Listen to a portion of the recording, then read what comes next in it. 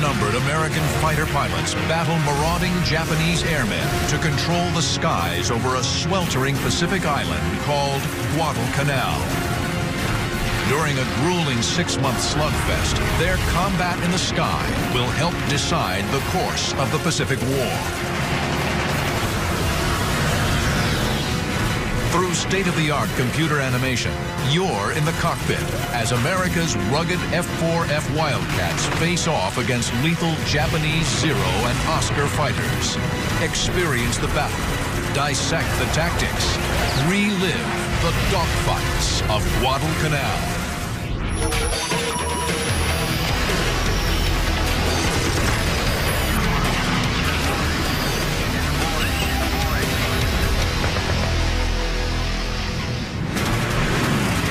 August 30th, 1942.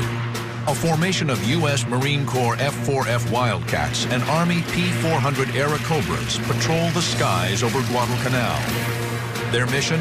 Stop Japanese bombers and fighters threatening the American beachhead. Leading the flight is Marine Captain John L. Smith. The P-400s have no oxygen equipment and level off at 12,000 feet. But Smith pushes his Wildcats above the slower and more vulnerable P-400s. Smith scans the sky for enemy aircraft, but spots nothing. Then, his radio crackles to life. Captain Smith receives a frantic radio call from one of the P-400s. There's tally on some enemy fighters that are inbound, Japanese Zeros. A swarm of more than 20 Zeros threaten the Army Airacobras from the rear.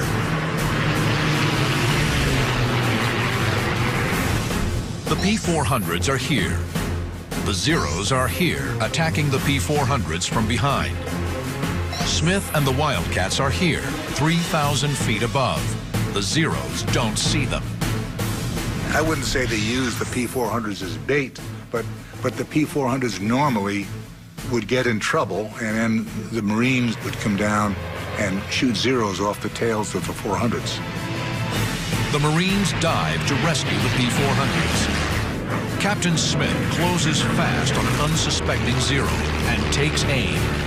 What they found is if they could aim just after the canopy towards the wing route, where the wings join the fuselage of the Japanese Zero, that's right about where the fuel tanks are. If they can execute a direct hit at that point, the Japanese Zero immediately burns, and oftentimes the wings fall off.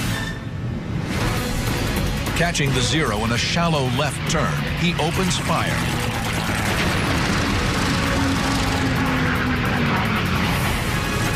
It's Smith's 6th kill of the war, but there's no time to celebrate. The skies are still filled with Zeros, and Smith and his men are heading into 6 months of legendary dogfights, battling for the most important location in the Pacific in 1942. A green speck of land called Guadalcanal. 3 months earlier, Allied reconnaissance discovered that the Japanese were building an airfield on Guadalcanal, a 90-mile-long jungle island at the southern end of the Solomon Island chain. If the Japanese can control Guadalcanal, they'll sever the vital supply line from the U.S. to the South Pacific. Australia and New Zealand will be open to invasion and conquest. The Allies have to act. Depending upon who controlled that airstrip, had an enormous effect on Japanese and American fortunes in that area. August 7th, 1942, America launches its first amphibious assault of World War II. Over 11,000 U.S. Marines storm ashore at Guadalcanal. The Marines quickly gain a foothold on the island. By the second day, they take the Japanese airstrip, renaming it Henderson Field. The Japanese bring in thousands of fresh troops to Guadalcanal and attack the Americans relentlessly, trying to drive them off the island. The Marines fight off attacks while desperately trying to prepare Henderson Field for operations. Japanese tractors and equipment are commandeered to improve the small crushed coral runway. Bomb damage is repaired, and PSP, perforated steel planking, is hurriedly laid down. After 2 weeks, they finish the airstrip and fly in 19 F-4F Wildcat fighters and 12 SBD Dauntless dive bombers. It was only because of the ability of the Americans to place aircraft on Henderson Field to protect the supply ships bringing in reinforcements and supplies to the Marines on Guadalcanal that the island could be held. Because the Allied code name for Guadalcanal is Cactus, Henderson Field becomes the home of the tiny Cactus Air Force, at first consisting of just 43 pilots and ground crew. The men of Henderson Field soon discover it isn't just the enemy making their lives hell. The island was a fly-infested, dirty, stinking, blood-soaked, damned island that was just dangerous to even walk on the beaches because there was so much unexploded ammunition around. The pilots and ground crew live in mud-floored tents. The latrine is a trench with a log seat, and the bathtub is the Lunga River, complete with crocodiles and leeches. The flyers of the Cactus Air Force are outnumbered and short on supplies. Their fighter, the F-4F Wildcat, can't match the agility of the enemy Zero. But a big advantage for the Cactus Air Force is that they are commanded by a born leader in 27-year-old John Smith. Smith's an aggressive dogfighter and skilled tactician. She always preached and devised his tactics around you have to pit your strengths against the enemy's weakness. And that is as true today as it ever was since the first airplane ever flew in combat. Now, on August 30th, 1942, Captain John Smith and his men are protecting Guadalcanal from approaching bombers and fighters. In his 8 days on the island, Smith has already scored 5 kills, making him an ace. Today, he's racked up 1 more. Then he spots another Zero below, breaking from a cloud. The Zero is here. Smith is here, high above him. He plans to use the Wildcat's diving speed to try and drop behind the Japanese plane. Smith first rolls inverted, then dives. This creates positive G-force instead of negative Gs. You roll on your back, pull aft on the stick, and pull positive Gs so you're pushed into your seat. You can be able to pull more Gs, which means you can pull your nose downhill faster. The maneuver works. Smith rolls back over, then levels out behind the Zero and fires. The Wildcat's 6 .50 caliber guns deliver 200 rounds in a 4-second burst.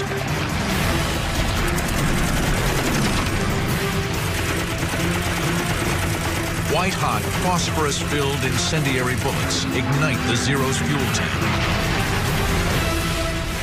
But as Smith arcs away from his second victim, the predator becomes the prey.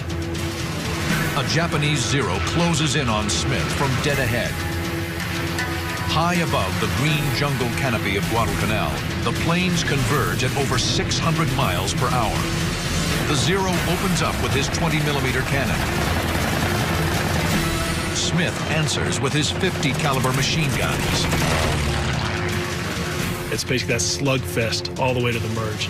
Who's going to flinch first, or who's going to blow up first? Both planes are taking hits, but Smith's Wildcat has thicker armor, and he's withstanding the blows. And then the overwhelming firepower of the Navy airplane cut this guy into ribbons. He exploded. And then what Smith did is dump the nose over very hard, very abruptly, and flew underneath the debris field and escaped.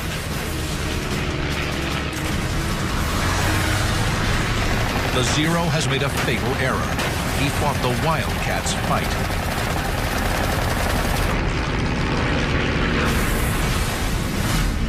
Built by Grumman Aircraft, the Wildcat is first flown in 1937. The rugged plane features cockpit armor and self-sealing fuel tanks. These tanks are coated with layers of rubber that expand and reseal if they're punctured. The Wildcat faces the most famous of all Japanese aircraft, the deadly Mitsubishi A6M3 The lightweight Zero can outturn and outclimb the Wildcat, a lethal advantage in a dogfight. But its thin armor protection and lack of self-sealing fuel tanks means it can't survive a slugging match with the tougher Wildcat. The Zero is faster, more maneuverable, and can outclimb the Wildcat, while the Grumman is tougher, more heavily armed, and can outdive the Zero. Wildcat pilots in general would want to avoid the turning fight with the Zero. That would not be their fight. The Wildcat with its 650 cal machine guns, heavy body armor, heavy armor around the engine cowling, preferred head-on attacks, frontal attacks, and it would just basically plow through that Zero. The air battle of August 30th is a resounding victory for Smith and his pilots. They shoot down 14 of the 22 attacking Zeros. The Japanese bombers the Zeros were protecting retreat before reaching Guadalcanal. Believing the engagement is over, Smith sets course for Henderson Field. But there are two more deadly Zeros just ahead. August 30th, 1942. 3 weeks into the battle for Guadalcanal, Japanese aircraft are on the attack. Marine fighter pilot John L. Smith has killed 3 enemy Zeros.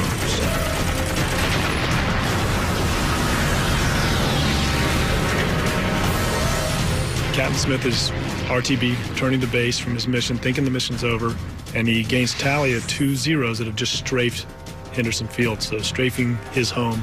So the natural pilot tendency, what does he do? He's going to roll in and attack those guys that just attacked his home. Smith is outnumbered once again, but he's high above the Zeros, and they haven't spotted him yet. The Zeros are here. Smith is here, 800 feet above the enemy. He's hoping a steep diving turn will put him on the Zero's tail before they can react. Smith rolls inverted and dives towards the enemy.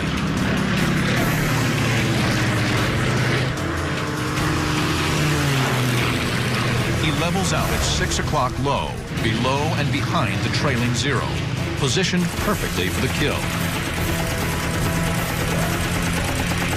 The Zero takes evasive action. He brakes hard left. But Smith has anticipated the move. He stays right with him, raking the enemy with his 50 cals. Cutting his speed and braking back right, the Japanese pilot hopes to make Smith overshoot. But Smith chops power and stays in trail.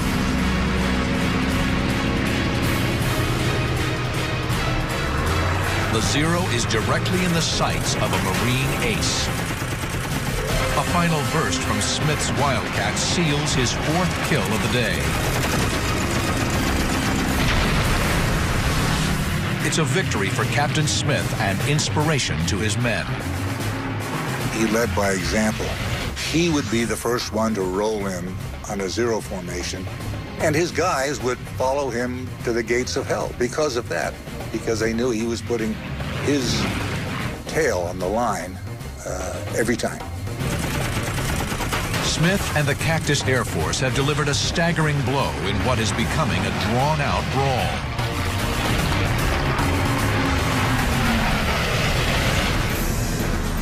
The American pilots can only fly by day. They lack the radar and navigation aids that enable night fighting. The Japanese Navy had perfected night fighting in the 1930s, using powerful optics and rangefinders.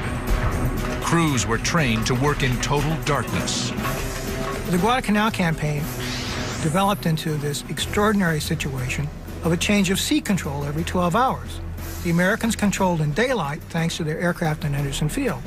But every time the sun went down, the Japanese ruled the waters off Guadalcanal. After dark, the Japanese Navy controls the slot, a wide channel that runs from Guadalcanal to the Japanese base on Rabaul. The Japanese supply ships arrive with such regularity that the Marines nickname them the Tokyo Express.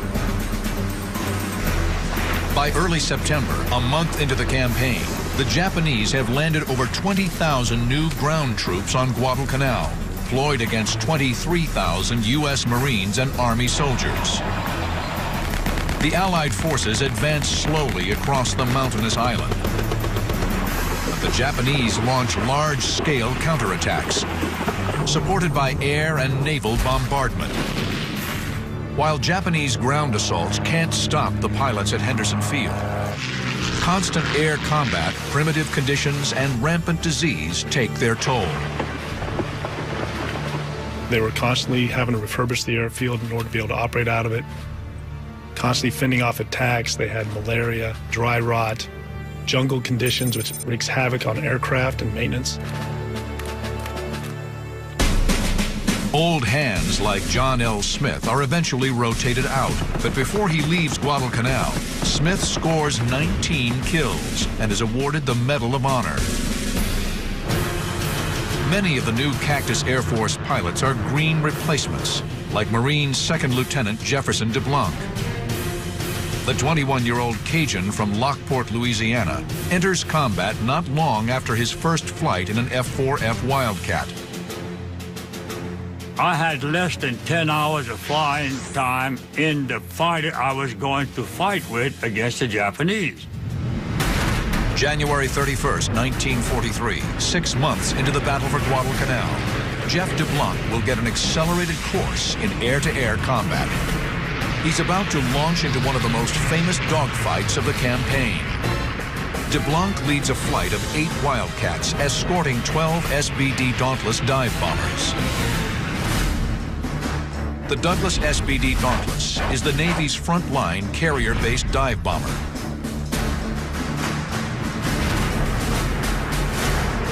The plan is to attack Japanese supply ships heading for Guadalcanal. The flight hopes to intercept the convoy 250 miles from Henderson Field. You want to interdict that shipping as far away from the island as possible.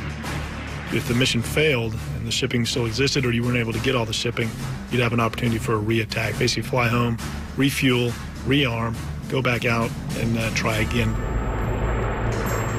The jungle conditions and makeshift maintenance facilities have taken their toll on the Wildcats. 2 planes radio they're having problems and want to turn back. DeBlanc protests. I picked up the mic and said, look, we need all of the guns we can get to get up there and protect these guys, or else there's going to be a lot of casualties. DeBlanc's plane is leaking fuel, but he's determined to hang in and protect the bombers. He knows he's on a one-way trip.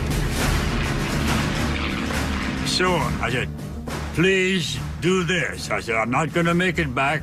Get somebody coming up that area and look for me floating around in a rubber raft, because I'll be there. The sharks will be there with me, too. So give me a break. That's what I said. As they reach the target area, the American SBD Dauntless dive bombers descend, circling for targets.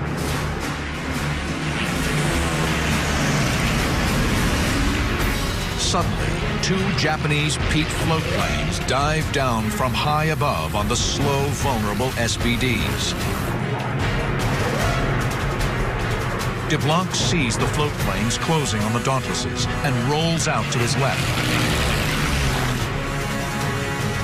Staff Sergeant Jim Felleton follows. They arc down to cut off the attack. DeBlanc opens the throttle, gaining on the 2 enemy fighters. Then a brilliant stream of tracers rips out from one of the Pete's rear gunners, screaming straight at him. January 31st, 1943, 6 months into the Guadalcanal Campaign. Marine Second Lieutenant Jefferson DeBlanc has been protecting American bombers assigned to attack a Japanese supply convoy. Now he's diving to save the bombers from 2 Japanese Pete floatplane fighters. As he approaches, the Pete's lethal rear guns open fire. In a floatplane, the rear gun is naturally a crack shot. If you ever get floatplanes in your sight out there, don't try to go up to them to shoot, because that rear gun is murder, and he'll get you. Although it's a biplane, the Mitsubishi F1MP can more than hold its own in a fight. It has an excellent turning radius and is armed with 2 machine guns in the wings and a 7.7mm tail gun. Tracers stream past DeBlanc's canopy. He skids left and right to avoid the fire coming from the nearest Japanese gunner. He's using a lot of rudder and aileron to basically slide his airplane back and forth to try and not allow a steady bead by that tail gunner. DeBlanc carefully lines up on the Pete's tail and fires. The heavy .50 caliber rounds tear through the float plane.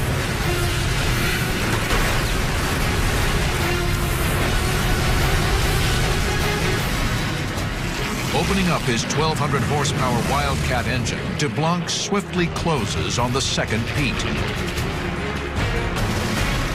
His tracers rip into the Pete's fuel tanks. The burst caught him dead center, and his plane caught fire. He exploded, actually.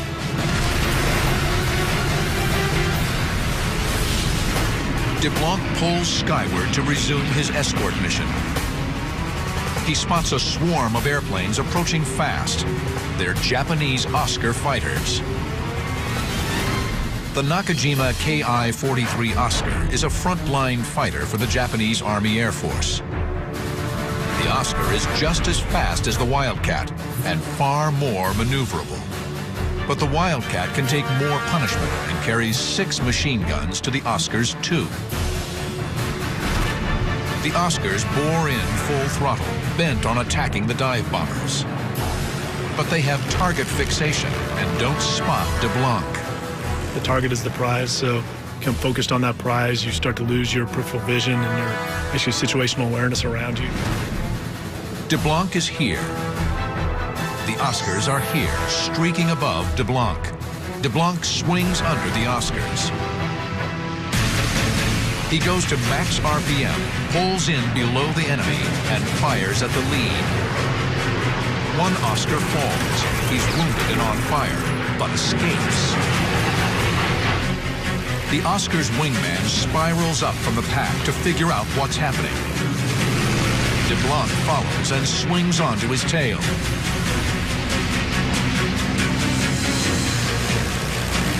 The Oscar is squarely in his sights.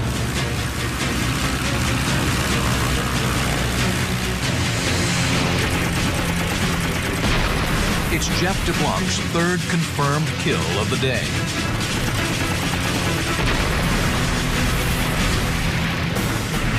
DeBlanc's almost out of fuel, but he decides to stay and guard the SBDs. My job was to protect the what? The dive bombers.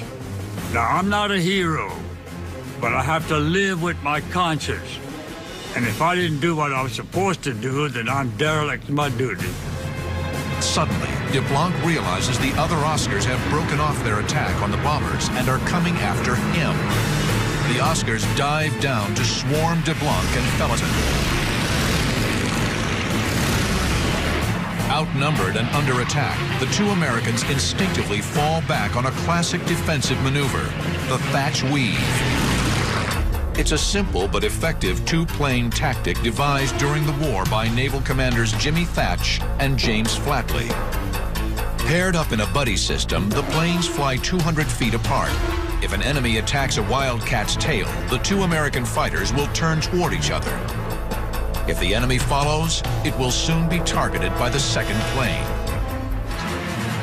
For DeBlanc and Felleton, the Thatch Weave works.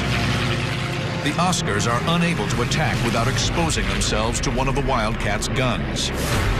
But Felleton swings his Wildcat too wide and suddenly finds himself in the crosshairs of a trailing Oscar. Bullets chew into Felleton's engine. The Marine kicks his wounded Grumman into a wide left turn to get out of range. He bails out. With the mutual support of the weave now gone, an Oscar dives in on DeBlanc's tail. DeBlanc tries to shake off the enemy, but the nimble Oscar easily stays lodged in the 6 o'clock position. Then DeBlanc's squadron mate, Jim Seacrest, who has been with the bombers, comes to the rescue. DeBlanc is here. Seacrest is here, heading straight on. He is going to streak in directly over DeBlanc's canopy to get to the Oscar.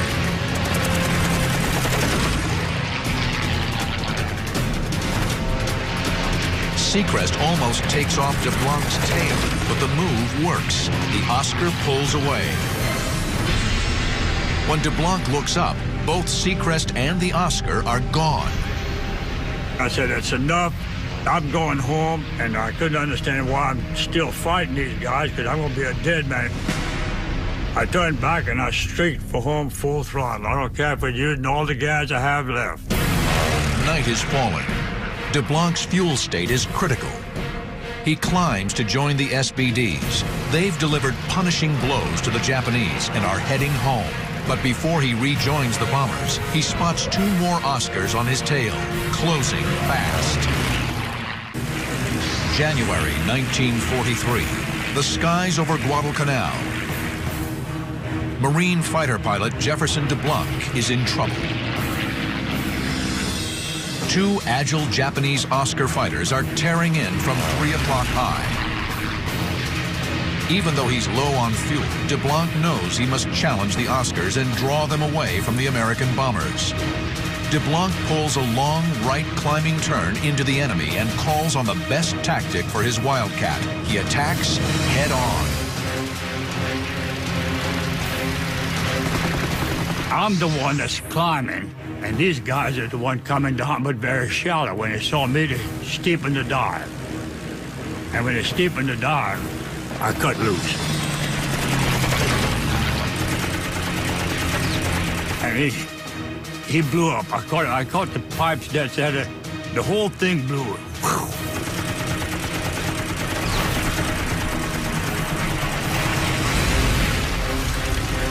The Japanese fighter disintegrates, nearly blinding DeBlanc in the flying debris. His engine separated and went past me, separated and turning. Weird looking. I'd never had that before. And of course, there's nothing but debris in front of me, which I ran through. And it hit my prop, and it hit the wings. It didn't knock me out. It didn't knock me out, but I still had control, and it still was running. My engine was running. When DeBlanc regains his senses, he sees the second Oscar pulling in steeply behind him.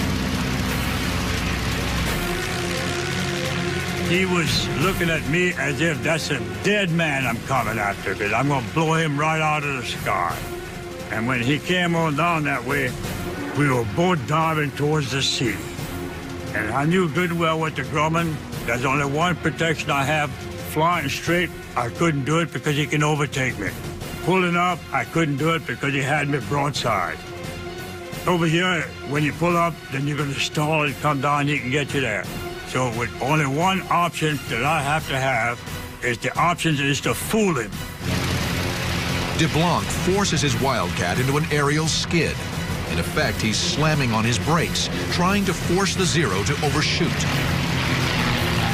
When I skidded, then he was coming too fast. I straightened out and just let him go. We were wingtip to wingtip.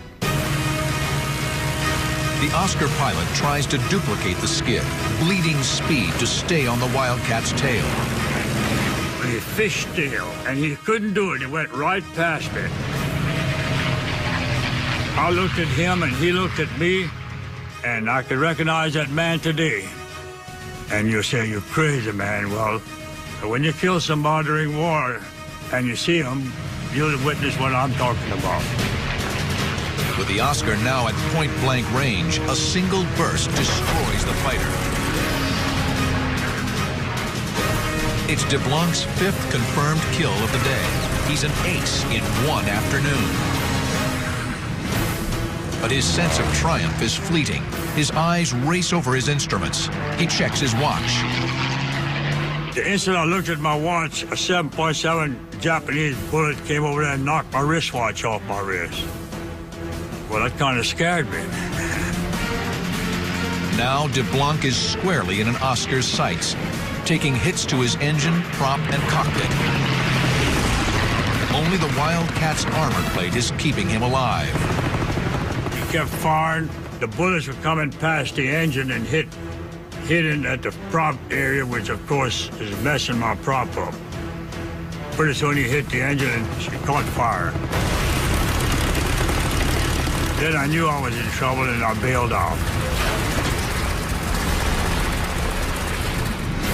DeBlanc hits the water and swims to an enemy-held island. Natives pick him up and barter him to a friendly tribe for a sack of rice. Most people cannot price out their exact amount of money they are worth. But I know exactly how much I am worth. 1 10-pound sack of rice. Second Lieutenant DeBlanc is an amazing figure in Marine aviation. He lives to tell this whole tale, comes back out, and rightly so, earned the Medal of Honor for his mission.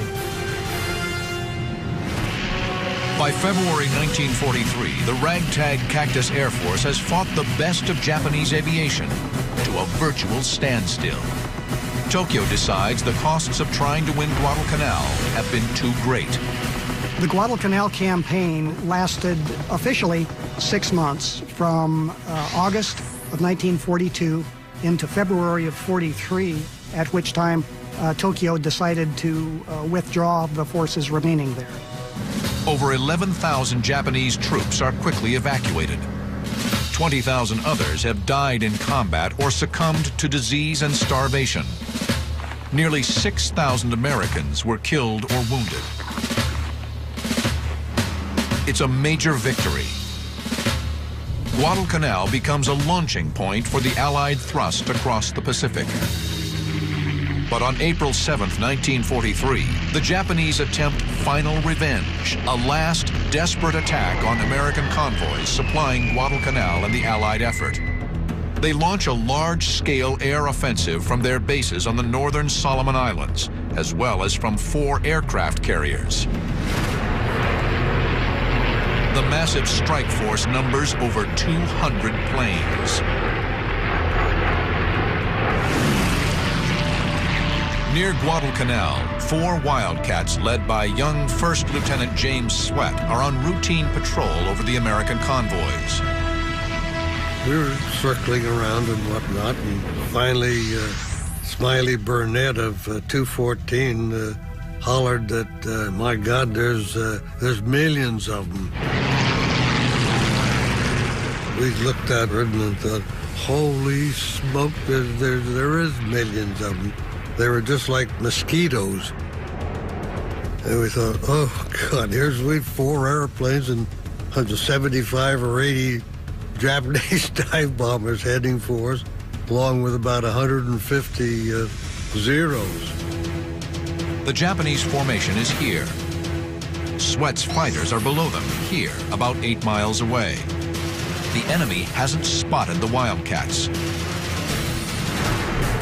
Sweat climbs towards the Japanese Val dive bombers. Modeled after the German Stuka, the Aichi D-3A2 Val dive bomber is a mainstay of the Japanese carrier fleet, packing machine guns on each wing and 7.7mm rear gun.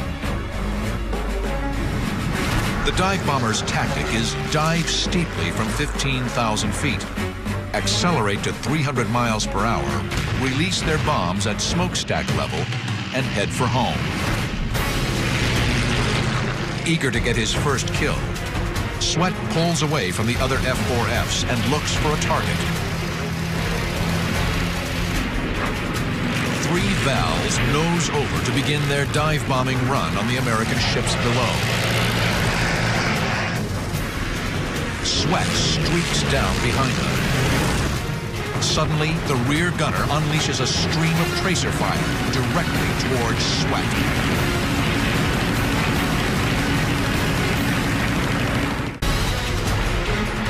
April 7, 1943, Japan has launched a last-ditch effort to avenge its humiliation at Guadalcanal. Marine Lieutenant James Sweat pursues three Japanese Val dive bombers attacking an Allied shipping convoy. The Val's rear gunners fire up at Sweat's Wildcat. Then, a single burst from 300 yards ignites the lightly armored Val's fuel lines. It's Sweat's first kill. I just picked one and just gave him a squirt, and he flamed like crazy.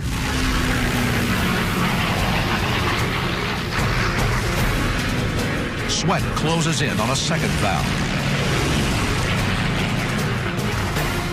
The bomber's right wing is riddled by the first burst. A second shot rips the fuselage. Sweat has 2 kills in as many minutes. But almost immediately, Sweat finds himself in a shootout with the third bomber's tail gunner. 7.7mm bullets zip past the Wildcat. But once again, Sweat's incendiary rounds hit fuel.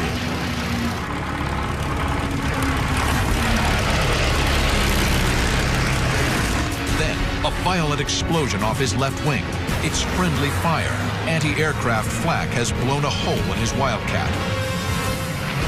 Sweat yanks his fighter out of the dive.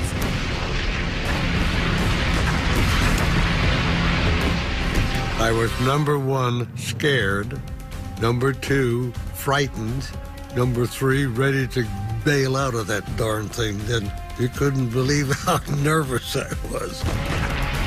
Sweat keeps climbing, ready to call it a day, but he spots a line of Vals immediately in front of him. They've dropped their bombs and are hightailing for home.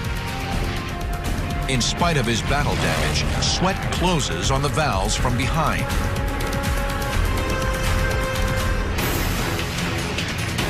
He lines one up and fires.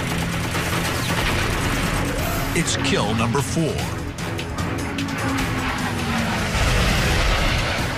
I was down below them, and so that the rear gunner couldn't shoot me. And when I fired my guns, I'd just stick the nose up a little bit and give a quick blast. And it was fantastic how they burned. The uncompromising discipline of the Japanese naval aviators dictates that they stay in formation and not take evasive action.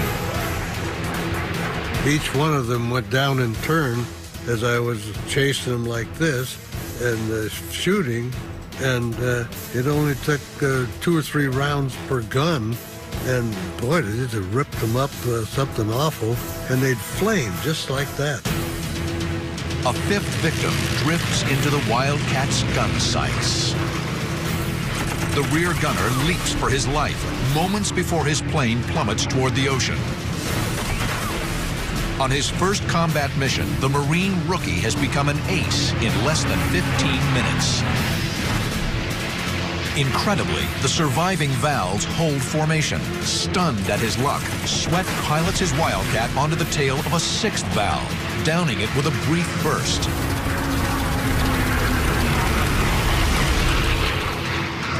Like a lion hunting panicked prey, Sweat continues within the pack of Vals, lining up yet another victim. A smoking death roll marks his 7th kill. No longer scared, the Marine is starting to feel invincible. Talk about overconfidence, that was me. As he sizes up an 8th victim, Sweat throws caution overboard. I was aimed right straight for the rear gunner, and I flew right into that damn gun. He just blasted my windshield and me and everything else. Sweat is cut from the shattered glass, but fires a final burst and kills the Val's gunner at close range. I can still see his eyes right now, the terror in his eyes while he was shooting at me. And when I fired back, he fell down into the cockpit. Shocking. But with no ammo in his crippled aircraft, Sweat knows the next kill is likely to be him.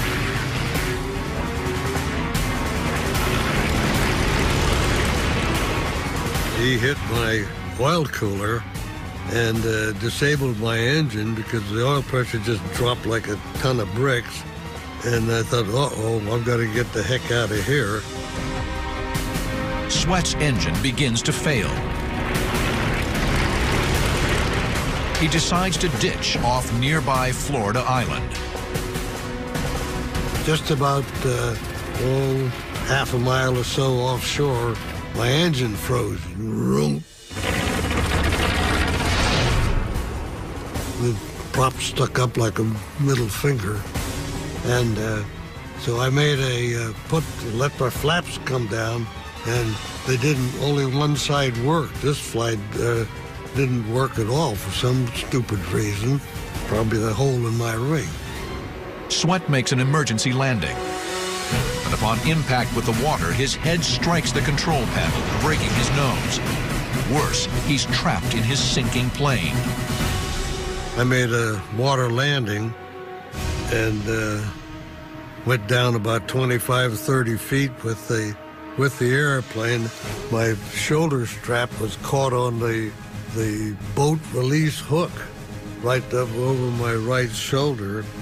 And man, I struggled to get out of that damned airplane. Reaching the surface, James Sweat is rescued and spends 6 days in the hospital. He returns to Guadalcanal to learn he's been nominated for the Medal of Honor. Today, along with the medal, Sweat holds the image of the Val's rear gunner. The look on that rear gunner's face when I killed him, I still see it night after night after night. James Sweat and his fellow airmen were eventually joined by over 70 aircraft from Henderson Field. The Cactus Air Force turned back the Japanese onslaught.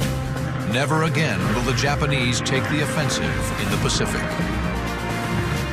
The men of the Cactus Air Force can take pride in their critical role in turning the tide in the Pacific War. And it was the kind of Americans who fought and prevailed under extraordinary circumstances at Guadalcanal, who demonstrated not only to themselves but to their entire generation that they had what it would take to prevail in World War II. In the battle for the skies over Guadalcanal, the pilots of the Cactus Air Force flew more than 2,000 sorties, destroying over 425 Japanese planes and scoring a kill ratio of nearly 4 to 1. The legacy of the pilots of the Cactus Air Force is absolutely amazing. We still study the battles. The lessons learned from Guadalcanal in 1v1 air combat are nearly as true today as they were then. The battle for Guadalcanal was a defining moment in Marine Corps history. Led by men like John L. Smith, Jeff DeBlanc, and James Sweat, flyers overcame the worst of circumstances to send the best pilots of the Imperial Japanese Navy and Air Force to the bottom of the sea.